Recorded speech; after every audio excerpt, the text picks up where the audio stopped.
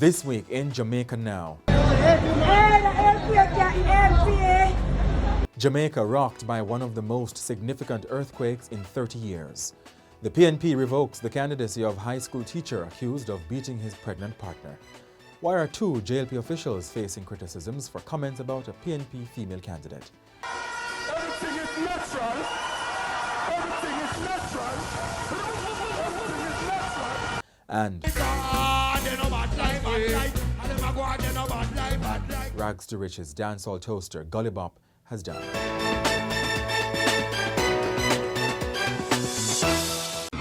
I'm Jovan Johnson, and this is Jamaica Now. Jamaicans were left in shock Monday morning after the country was shaken by a 5.6 magnitude earthquake about 10:57. The quake is arguably the most significant earthquake the country has experienced in 3 decades. However, there have been no reports of injuries. Schools and businesses closed early, resulting in a traffic gridlock across the capital city, Kingston. Several buildings were damaged and numerous roadways made impassable after huge boulders tumbled from hillsides.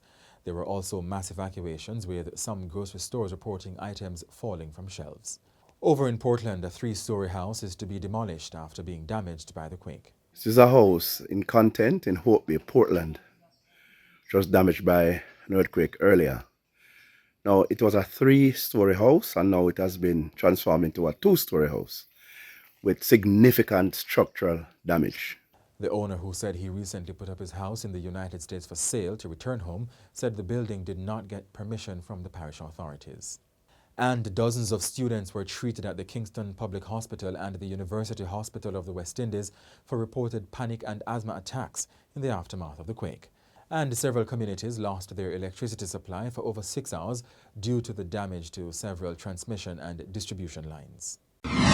Meanwhile, Jamaica's leading emergency management agency says it was following protocols when it took more than 6 hours to address the nation in the aftermath of the earthquake. The opposition People's National Party, PNP, has criticized the government and the Office of Disaster Preparedness and Emergency Management, ODPEM, over the handling of the crisis. ODPEM's account on X, formerly Twitter, was inactive for a year and started posting again on November 1, 2 days after the quake. Prime Minister Andrew Holness, who heads the National Disaster Risk Management Council, briefed the country within an hour of the event, urging calm, but critics were unsatisfied, pointing out that he was surrounded by fellow politicians and that there were no disaster experts with him.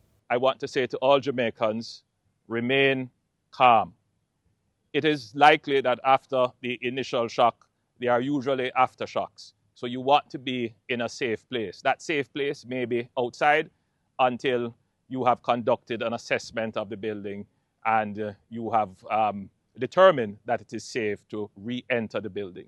Meanwhile, opposition spokesperson on local government, Natalie Nita Garvey, has called for a review of Jamaica's emergency response system. Up to 6 hours after the earthquake, we heard nothing out of ODPM. And there really isn't any evidence, certainly not to me, that there was any coordination of the first responders, who I believe did their best under the difficult circumstances. The fire brigade, the public hospitals, the Jamaica Public Service workers, and all of these persons who are stakeholders in this process. Because of the failure to coordinate the agencies and present accurate preliminary reports and updated reports and guidelines and instructions, it really seemed like a public spectacle when the Prime Minister informed the country that the damage was minor, while the media was reporting that there was infrastructure housing damage, school closures, business closures being broadcast at the same time. I'm calling on Minister Mackenzie, please ensure that the response mechanism for the country is thoroughly reviewed. Local Government Minister Desmond Mackenzie hit back at some of the criticisms in Parliament on Tuesday. Members spoke about early warning for earthquake. If there is one that is for sale, buy it and bring it. We purchase it from you. Right? Because to Mr. Speaker, the experts will tell you that there is no technology that can advise you of an early warning system. The Office of Disaster Preparedness have been speaking to the country. They have been on TV and radio outlining what is taking place. I do not, Mr. Speaker, and I will say this without fear, is that this government, as the minister with responsibility, I have to be briefed on a national event of this nature. It is the first in over 50 years the country has experienced any disaster of this nature. Are you saying that there should be no coordination in how information is relayed to the public? In other news now, University Professor Christopher Charles has described Jamaica missing a United Nations vote on human rights in the Israel-Hamas war as backward and an embarrassment to Jamaica's history of taking principled positions on matters of international concern. Foreign Minister Kamina Johnson-Smith said Jamaica missed the October 27 vote because consultations were taking place, although Jamaica's Ambassador Brian Wallace delivered a statement with CARICOM's position just before the vote. But scholars, members of the public and the opposition People's National Party have rejected the explanation. The resolution was adopted with 121 countries, including 12 from CARICOM in favour, 14 against and 44 abstaining. There is also the question of Ambassador Wallace's whereabouts at the time of the vote, including whether he had left the floor of the General Assembly with someone left to act in his stead. Jamaica was present and abstained on an amendment, but within 5 minutes when the resolution was put to the Assembly for a vote, Jamaica was not present. The PNP says Jamaica's non-participation is inexcusable and gives the impression that the government of Jamaica is not interested in standing in solidarity with the suffering Palestinian civilians. On Thursday, spokesperson on Foreign Affairs Lisa Hanna said Mrs. Johnson-Smith should resign over the matter. Now, Mrs. Johnson-Smith has said Jamaica's failure to vote was not a shift in its stance on human rights. The opposition People's National Party PNP has revoked the candidacy of O'Shane Gale in St. Elizabeth after he was charged with assault for allegedly hitting his pregnant partner with a piece of board during a domestic dispute. Mr. Gale, who is a teacher at the Magati High School in St. Elizabeth, has declined to speak on the matter. The incident reportedly happened on October 28 and was reported to the Lacovia police the following day, after which Mr. Gale was arrested and charged. He was given bail in his own surety. Mr. Gale was the PNP's representative for the Lacovia division in local government.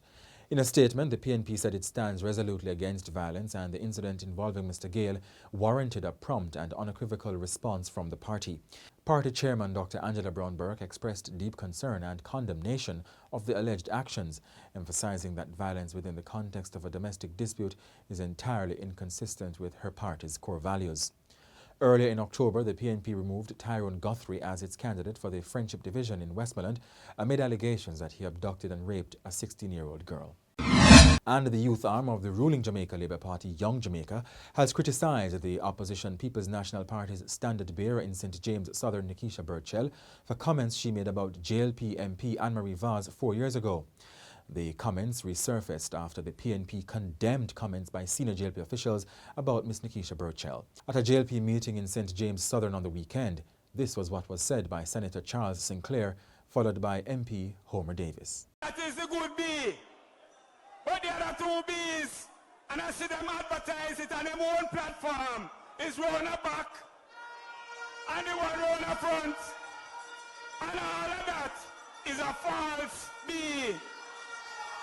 So you have the real deal in Homer Davis. So let me tell you that. You stick to Homer Davis and you'll have a better constituency. And so I am here as your member of parliament. I am here to tell you that this is not a beauty contest. Because if I'm looking at beauty contest, I think I have one of the most beautiful women. And this is my wife. Right? I have one of the most beautiful women. And everything is natural. Everything is natural. Everything is natural. PNP's women's movement issued a statement condemning the comments and demanded an apology from the ruling JLP. However, Ms. Burchell is under scrutiny over her social media post 4 years ago in which she was critical of Mrs. Anne-Marie Vaz's appearance. In that post on Twitter, now X, Ms. Burchell described Mrs. Vaz as a drunkard and a pretty dunce. JLP MP Juliet Cuthbert Flynn described Ms. Burchell as a disgrace for making the comments and said it was not too late to apologize. Former Senator and State Minister of Foreign Affairs Leslie Campbell, who is charged with failing to provide information relating to declarations of income and assets, is to be tried on May 1 next year. The trial date was set on Tuesday after Mr. Campbell pleaded not guilty in the Kingston and St. Andrew Parish Court. The Integrity Commission has accused Mr. Campbell of breaching the law. Director of Investigations Kevon Stevenson said that the agency made 39 requests in writing between 2016 and 2020 for Mr. Campbell to provide information to the anti-corruption body, but the former lawmaker only partially complied with the requests. Rags to riches dancehall toaster Gully died on Monday. He was 59. Gully, whose real name was Robert Lee Malcolm, first emerged on the scene as Countryman and became a viral sensation in 2014 after a video emerged of him freestyling. In August, Gully said he was battling several illnesses including complications from hernia, blocked tubes and a kidney-related disease. He also said he underwent a surgery in 2021. And attorney Winston Spalding, the former Jamaica Labour Party Minister of National Security and Justice, who served in the Edward Seaga administration, died on Wednesday. The 84-year-old was remembered in Parliament for his legal acumen and dedication to country. The former King's Counsel and Attorney General of Jamaica served as Member of Parliament for St. James East Central and St. Andrews South East.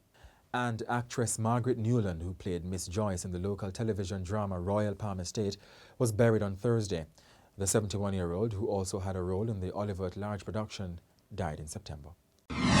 Jamaican Sharika Jackson and American Sha'Carri Richardson are in line for their second World Athletics Award this season after both were jointly selected by the governing body for the Fair Play Award.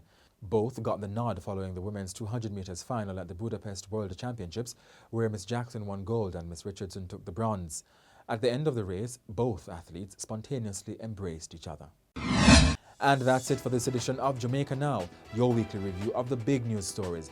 Send us your comments at onlinefeedback@gleanerjm.com.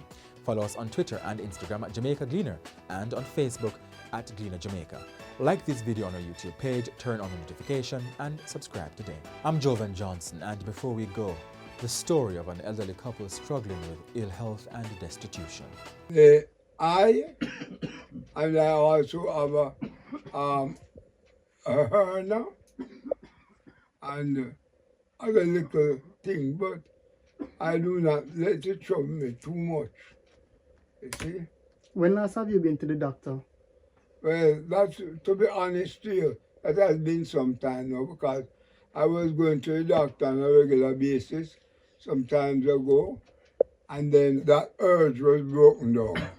I got sick, I was admitted for 1 week in the hospital, and the overall check was, everything was okay. So after being discharged, I didn't think it was necessary to sort of follow up, you know, which that may be somewhat foolhardy. But to be honest, you know, I haven't been to the doctor for a very long time. I mean, at all times, I don't go anywhere. I have been almost bedridden from 2010. From 2010 when I was hospitalized and things like that and so forth. I realized I might have developed a mild stroke, whereby I'm unable to get up and move around agilely and things like that, you know. So that's how it is, and you know. Okay. But listen, it's not a matter of being complacent with the situation, you know. It is that I am intent on having another several go at it, but because the lady that you rightly dubbed caregiver, she's in a similar position as me. I am 110% blind, and she's 99.9. So I couldn't see out with the darkers. Yeah. I put on the darkers and can't see nothing today. Okay. The testers break out the two angle like this break, you know. Oh. So My couldn't see man none. told Somebody me, told me, man, so I must see me get one of them glasses here. my man told me that. But when I Mr. go to the doctor, Angel they to that must just journal. go out here with him when the operation done.